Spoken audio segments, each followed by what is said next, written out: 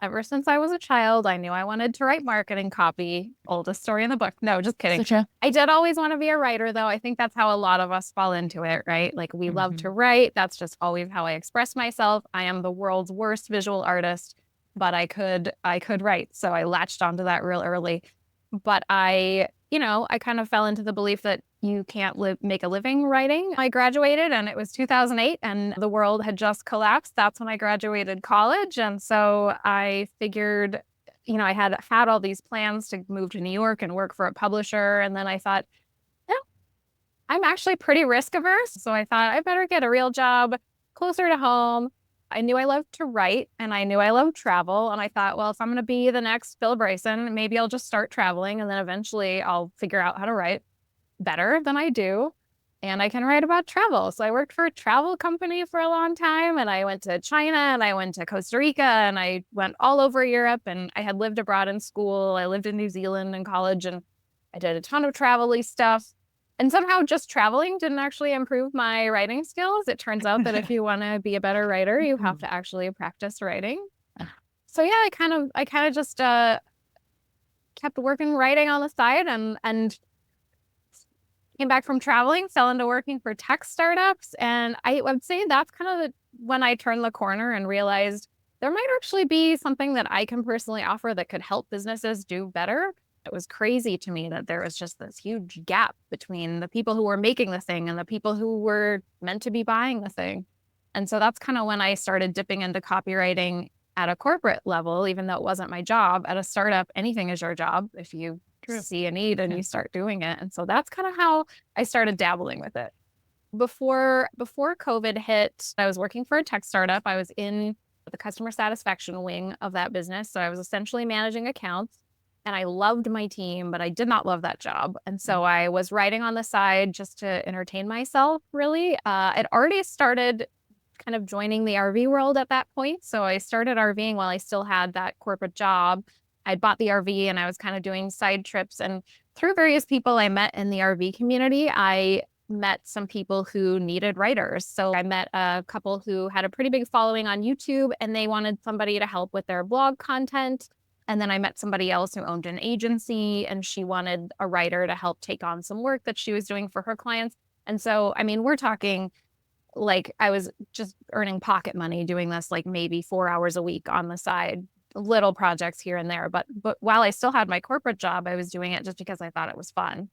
And then COVID hit, and that fancy startup laid off half its workforce almost immediately, and they were gone within the year. So they really did not have any runway to withstand something like that. And it was a big wake up call for me because I realized, I'd been so risk averse, right? But then when I got laid off, I realized that the myth of job stability is only a myth. If you're working in a full-time job and you are just relying on that paycheck, you're really relying on someone else. You have zero control over what happens. So the market could change, that company could go out of business, they could change their priorities. It's happening to a ton of people right now. So yeah, it was a huge wake-up call for me and it helped me realize like I actually think it's so much safer to work for myself because now I'm in control. So if things go, if things go wrong, I'm in charge of that, but also I get to work hard until things go well, right? And I know that I've acquired the skills to make sure that I can feed myself and bring myself income. So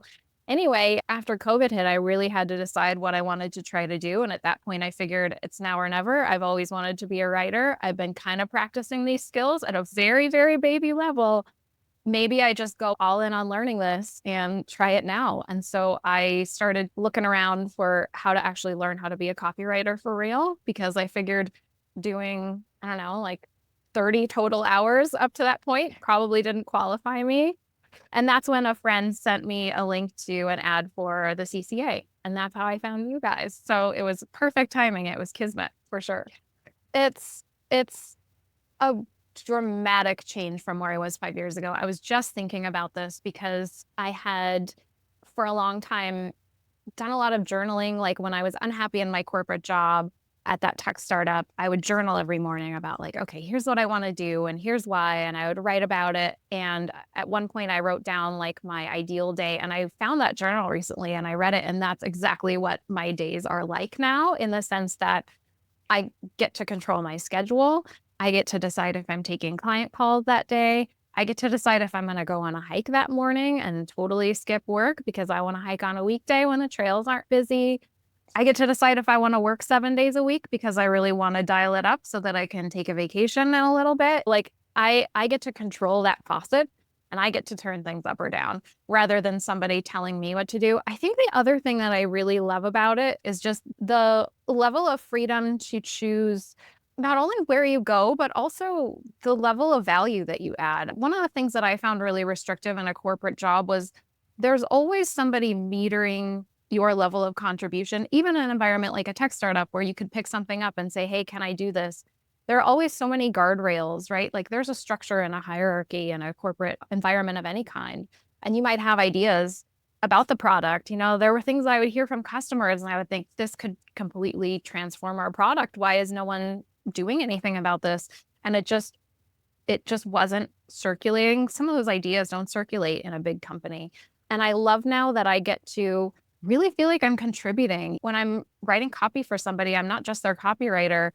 I'm a part of their business for the time that we're working together. And it's so beautiful to feel like I'm really adding value to somebody's business and to hear directly from them that I've directly added value to their business. And I never felt that in a corporate job. Even if you do like the work you do, you almost never see the tangible results of it. So I really love that. But I really believe that there's no better environment than freelancing if you want to be able to fully control what you're doing and how you're doing it. It's Mhm. perfect.